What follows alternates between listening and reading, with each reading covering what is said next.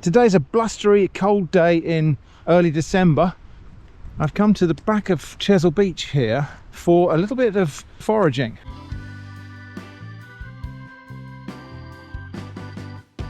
Now it might seem like this time of year things are getting really cold.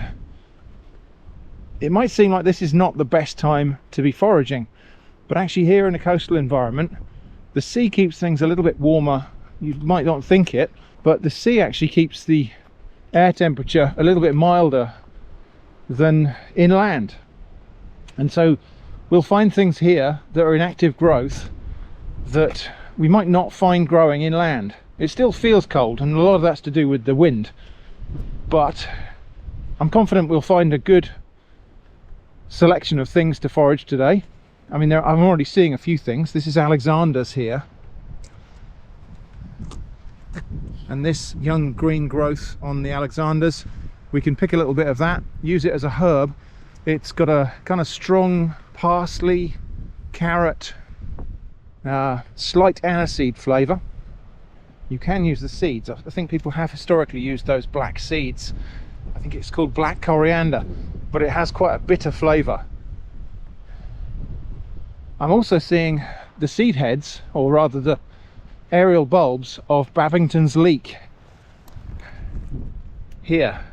So we could pick those little sky onions and use them as seasoning, but I think we might actually be able to pick the leeks today, because here's an example of the young growth of Babington's Leek.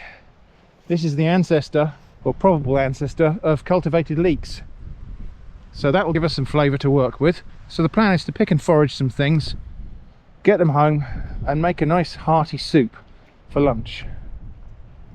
It won't be made of entirely foraged things, but it will have the flavour of the foraged things. So here's common mallow, or possibly tree mallow, but I think that's common mallow. That's also edible, although those leaves don't look in great condition. There's a rather nicer one. I recently made mallow soup and it was interesting. Anyway, yeah, the main reason we're here is this thing, Babington's Leek. And this is a wild allium, and I reasoned that this would be growing here in a condition ready to pick, because the leeks that I thought had died in my own garden back at home are putting on some lovely green growth at this time of year. I thought we'd lost the leeks, but actually they've come up in the vegetable patch. But I am curious to taste this wild leek, which we have here. I also want to tell you a little story, which I made up, but I think may also be true, about the origin of pickling, or the origin of lacto-fermented pickling, or one of the potential origins of that way of preserving. Anyway, let's go and get some forage stuff first. Now, it is illegal to uproot any wild plant without the landowner's permission, and I don't have that permission here today, so I'm only cutting the leeks above ground. Unfortunately, where they are a perennial plant, they'll just regrow from those roots. So actually this is quite a sustainable method of foraging.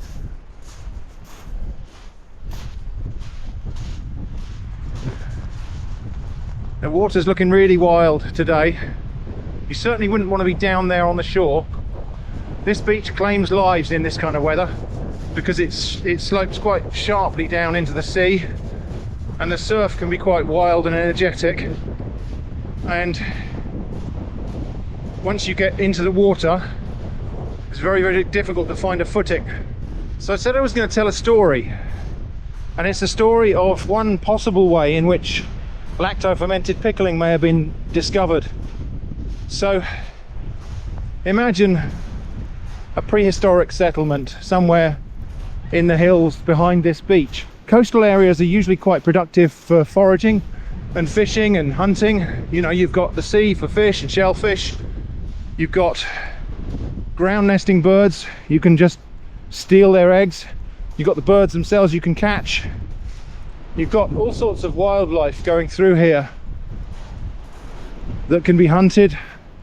There's also probably a greater proportion of good edible plants here as well, so a lot of the plants that grow on the seashore or in coastal regions are succulent and fleshy and full of vitamin C and edible. You know, you've got things like wild cabbage, you've got these Babington leeks, You've got sea beet, wild carrots. There's quite a lot of forageable, edible vegetables here. So it would be a good place to settle. I think it's true in prehistory that when humans spread to new areas, they very often spread along the coast. I mean, you haven't got fresh water in the sea, but you have got rivers, and so you've got, you know, you walk along the beach far enough, you'll find a river, so you will find fresh water. The sea is also a source of salt, which is an important food flavouring and preservative, even in some cases used medicinally.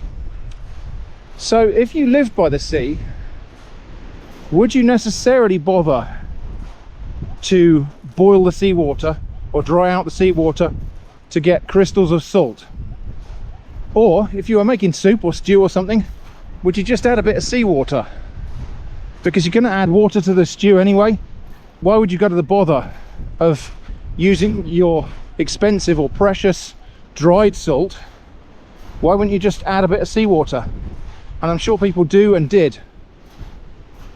So the story, the gathering party from, you know, the kind of hunter-gatherer type of community, the gathering contingent went to the coast. Their objective to pick vegetables, perhaps some fruits, perhaps dig up some roots to get the vegetable part of their nutrition, to forage plants. And they would pick leaves and probably dig up this type of wild garlic, this wild leek, sea beet, wild cabbage, those sorts of things. They would have gathered a quantity of that stuff, and perhaps it would have made sense to cut and wash it here as well. I mean, it's covered in dirt. There's a source of water right down there on a nicer day than this perhaps, so it might have made sense to wash the vegetables here and cut them up and wash them here as well, and at the same time to think about, okay, do we need a bit of salt for this stew? Shall I just take home a bit of salt water in a pot? So that's the story. Oh, this is the first time I've seen this little stream actually running. Right, I'm going to cross a little way away from that end there, just back a tiny bit. So where did we get to? Yes, so the prehistoric gathering party has been to the coast. They've picked a large quantity of vegetables, wild vegetables. They've perhaps cut them up and packed them into pots or baskets or jars or something like that, and they've washed them in seawater. And they also want a bit of seawater to take home to season their soup. So they fill up some of those jars that are containing the chopped vegetables with seawater. So they're carrying back home up to their residence somewhere up in the hills or over the hills there a jar of seawater and vegetables. When they get home, there's some reason why they can't prepare those vegetables immediately. Perhaps it's a calamity, maybe the roof is broken and needs to be fixed. Perhaps it's an opportunity. Perhaps the hunting contingent was particularly lucky and has deer or something like that, and that needs to be processed and cooked, and indeed that will be dinner tonight. And so the jar of vegetables and salt water gets put aside indoors somewhere, you know, put away in a corner of the hut. Maybe something gets thrown over it, like a, you know, maybe a cloak or a fur jacket gets thrown over it and it's forgotten. Maybe some days later it's time to go on a major foraging trip again and get some more vegetables. So they go and look and find their jars and baskets and things, and they discover that jar of chopped vegetables in seawater that they had forgotten about. And a change has taken place. It's transformed from a rather ordinary collection of wild vegetables into pickle, because that's what happens. Seawater just happens to be approximately the right salinity for lacto-fermenting pickled vegetables. And so by doing nothing but forgetting about the vegetables they picked, they've succeeded in making pickle. And these are human beings. They are as smart as you or I. They just don't have the same technology that you and I have. And so they put 2 and 2 together and they realized that, yeah, that's why the vegetables got pickled. Anyway, this is another good thing we can pick here. This is sea beet, and it's a rather nice looking one. Great big leaves, look at that. So we'll have a few of those.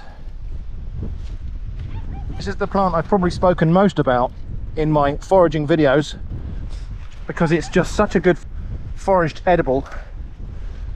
It's the ancestor of beetroot, sugar beet, a lot of other cultivated plants, and it's full of minerals and it tastes great. So I'm going to pick some of the smaller leaves, and again, this is doing really well despite the fact that we're in winter now. I've got to put a rock in my basket to stop the leaves blowing away. So yeah, I think initially the discovery would have been that when you leave vegetables in salt water for a week and do nothing, they taste interesting afterwards. They taste tangy and interesting. And I think probably it wouldn't have taken very much longer to discover that also they last a long time. It's a way of preserving them. And thus lacto-fermented pickling was invented. At least that's my story, and that is a made-up story, but it's also an incredibly plausible one. People would have been coming here to pick the wild vegetables, which are so abundant and bounteous here at the coast, taking them home to their little settlements in the hills, and sometimes forgetting about them, or sometimes being distracted from them. And it's interesting to think how many of our fermented foods might have come about that way. I suspect bread's probably got a fairly similar origin story, because if you just grind flour and get it wet, you get yeast growing in it, and then you get bread.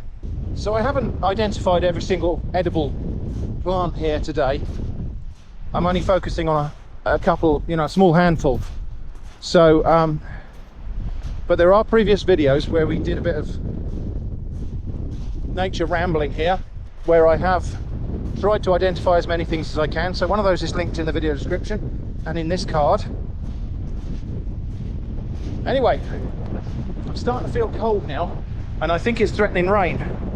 So I think we'll just get the last couple of things we need, which is going to be mallow and Alexander's, and then head home and make some nice warming hearty soup. Here's some common mallow. I think we'll have a few leaves of this just for texture. There are of course no guarantees that just because something's growing by the coast it's going to be edible. So here we got wild arum, not good to eat. It's toxic, but in general if you tried to eat that you would probably spit it out because it's damaging your mouth. It's apparently like eating broken glass. There's more of it there. I have also seen hemlock water dropwort today. So there's another thing you wouldn't want to be eating. So you would need to still have that judgment about what you're picking. So the other thing I might have already mentioned is obviously here in the slight warmth of the coast, this season is slightly extended. And so we've got things growing here. Nettles, probably not the best time of year to pick nettles, but they are a good edible. And if they've got fresh new growth on them, it's good to eat. This is wild radish as well here. I'm wondering if I should just pick a little top of wild radish or two, just to give us a bit of extra flavour in the soup. I'm just going to taste those when I get them home, because if that's bitter it's not going to go in the stew. Okay, this is the last thing we're going to be picking today. This is Alexander's. I'm just going to pick one little sprig of that because it's just for flavouring. You're going to use it as a herb. Well, I might take a couple just in case it needs more, but we're going to pick the very nice young shoots on this. I shan't take that rock home with me, but until we get away from the wind right on the shore, that's got to stay in there to stop the leaves blowing away. So we've got this big delightful basket of fresh wild greens, and I'm just going to give these a really good wash. So everything to start with straight into the sink there. It's probably going to be several stages of washing here, but first off I just want to get the sand and grit off the surface. And let's have a look at these leeks. So I mean, they really do look a lot like the kind of leeks you'd grow in the garden, but you can see they've collected a fair bit of debris and stuff in the leaf stalks there. So we will have to deal with that. Then I think we'll separate out everything that isn't leeks. So all of the sea beet, that's a mallow leaf. That's a bit of Alexander's. I'll just pull off any bits of leaf I don't really like the look of. It doesn't matter that much. But since we have the luxury of the choice, I will take advantage of it. These are lovely sea beet leaves. Look at that. So sea beet is very similar to and related to spinach, but in my opinion, better than spinach in nearly every way. It doesn't collapse down into a mush. It has a finer flavour, I think. A little bit of the flavour of the sea. So a slight sort of marine tang to it. So yeah, as I was saying, so the discovery of pickling. There are actually several discoveries that could have happened there in succession. The first one, obviously, is that when you leave vegetables in salt water, they turn delicious. The next one is that when you do that, they last longer. So it's a way of preserving things. And then probably somewhere down the line, there would have been the discovery that if you eat those things, you tend to be a healthier person. So pickling vegetables by lactofermentation would have been a good way to preserve the vitamin C, because vitamin C will be better preserved in an acidic environment. So if you were the person that ate pickles, you might also be the person whose teeth didn't all fall out in the middle of the winter. I think that's all of the non-leek vegetables. So just the leeks now. And so for these, I'm just going to look them over, and the tips of the leaves, which are a little bit yellow and unsightly, I will tear off. So we're just dealing with the fresh green part of the plant. So yeah, that outer leaf there, we can just peel that off and get rid of it. And now I've got the leeks roughly prepared, I'm going to do the same thing I do with cultivated leeks, which is using a sharp knife.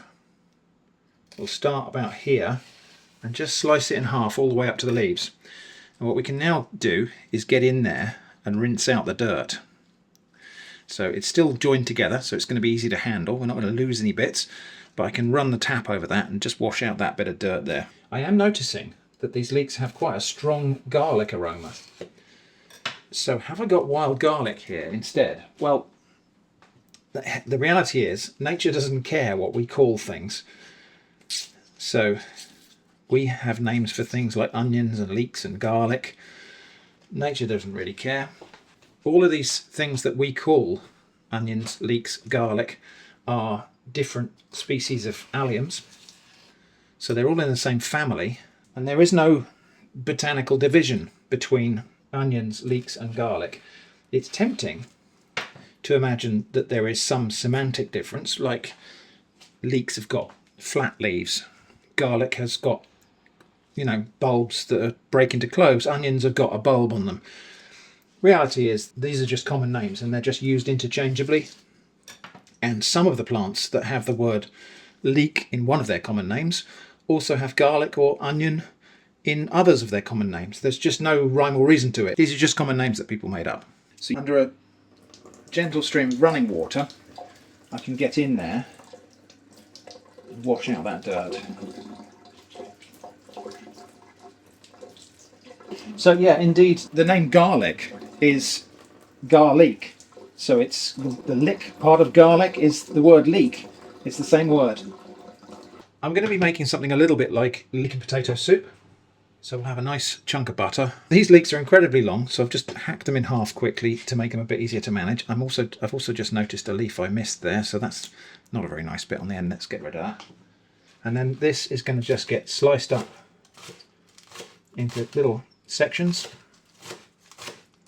I have a feeling these would have a tendency to be a little bit fibrous, although they seem lovely and tender.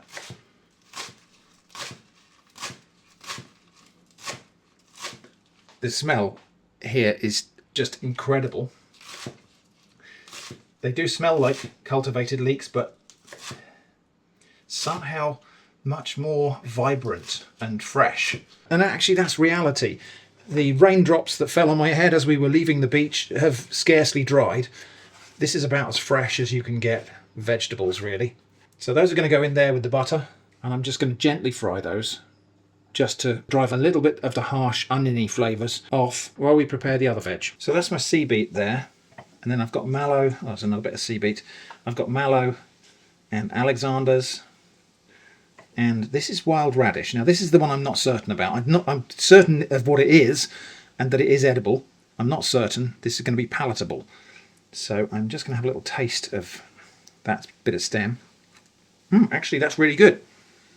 It's got that peppery radish flavour. No hint of bitterness. That's probably because it's the fresh young growth. Definitely going to use that. And these mallow leaves, I think I will blend them up. So I've got some homemade stock here, just chicken stock that I made from chicken bones that were left over from a Sunday roast or something like that. I've got some of that in here.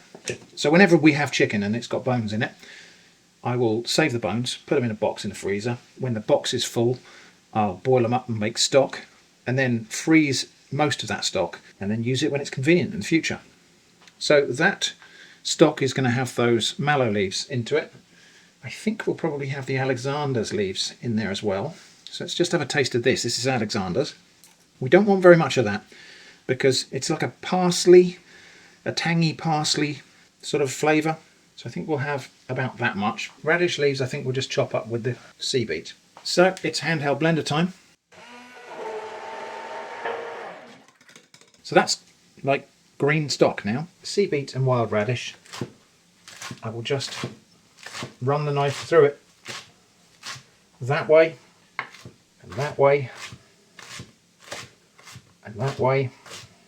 Chop this into small pieces, mainly just to deal with any long fibres that might be in there. So we're looking for pieces that will just fit on a spoon nicely without going all stringy off the edge. And then a couple of potatoes. As I say, we're not going for prehistoric authenticity here. I'm just making some nice soup. So I'm going to cut these potatoes into nice small dice. Something about like that. I want it to cook really quickly so we don't lose all of the vibrant green colour of the herbs. But also I don't want to blend the soup up. I want to keep the potato pieces mostly whole, just small. Potatoes into a big pan. Enough chicken stock just to cover them. That's still a frozen lump of chicken stock. I only thawed it out last night. We'll use that for something else. And then we'll put that on a medium heat and just simmer those potatoes until they start to soften. At this point I will add a little pinch of salt. I don't put salt in my chicken stock when I make it because I never know exactly what I'm going to do with it. If I use it in something where it's going to be reduced significantly, I might end up over seasoning on account of that. So I make my stock without salt to keep my options open. And the leeks have cooked but are still nice and vibrant, fresh green. They've actually reduced in volume quite a lot. Potatoes are now simmering, so in with the chopped green vegetables. Sea beet does take a little bit longer to cook than spinach, and we'll also have a little bit more liquid in the form of that green stock mixture I made. Lid on, and we're just going to simmer that until the potatoes soften. Meanwhile, or rather while I've been talking and wittering and preparing vegetables, my bread is done. Before we set off to the beach this morning, I've prepared a bread dough and let that prove in a cold room. So this has had a really slow prove. That's been baking while I've been chopping up vegetables and making the soup. Hopefully that will cool down just about enough to slice it, to have a slice with the soup. The soup's had about 4 or 5 minutes now. It's looking amazingly green. Now it's time for the leeks to go in. And this will just give a chance for the flavour of those leeks to infuse into the stock, and they do need a little bit more cooking. I did say I'm not going to blend this soup, but I will just mash a few of those pieces of potato just to break them up. Not completely, but that will just help to thicken the texture of the soup. And I think we're not far off serving now. So we'll just turn the heat off and I'll see if I can get that bread sliced. As I say, I'm not expecting that this will necessarily go well because this bread's only had about 10 minutes to cool. And really that's too soon to slice.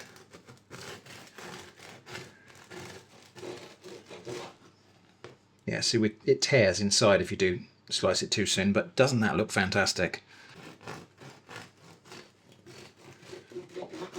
Wouldn't even stay together because it's too freshly baked.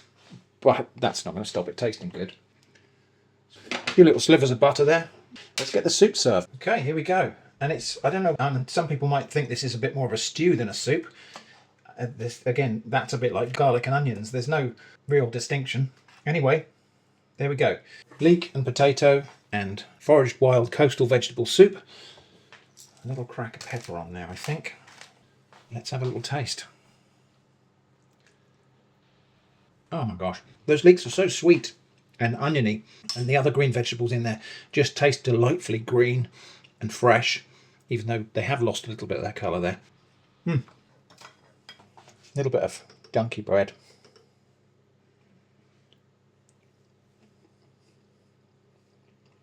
Fantastic. So there we go, that's a soup mostly made from foraged wild seaside greens, including Babington's leek. We foraged at Chesil Beach this very morning. In case you're wondering why Jenny isn't tasting this, she's not such a fan of onions as I am, and I think this might be a little bit too oniony for her, but it's just right for me. So Jenny actually surprised me. I thought she was going to find this too oniony for her, but she had a little taste and then decided to have a bowl. So what do you reckon, Jenny? It's quite almost garlicky. Yeah, that's what I thought when I was chopping them up, actually. They've got a garlicky aroma Yeah, to because them. I would have thought you would put garlic in there, but No, just those wild leeks. Yeah. What do you think of the soup? Yeah, no, actually, that's Good. all right. So here we've landed on, quite accidentally, one of the things I think makes foraging so much of a pleasure is that it's a chance to experience subtle flavours that you just can't find in supermarket food or homegrown vegetables. These Babington's leeks have a unique aroma that you can only experience if you forage them. Anyway, I hope that's been interesting. Thanks for watching, and I hope to see you again soon.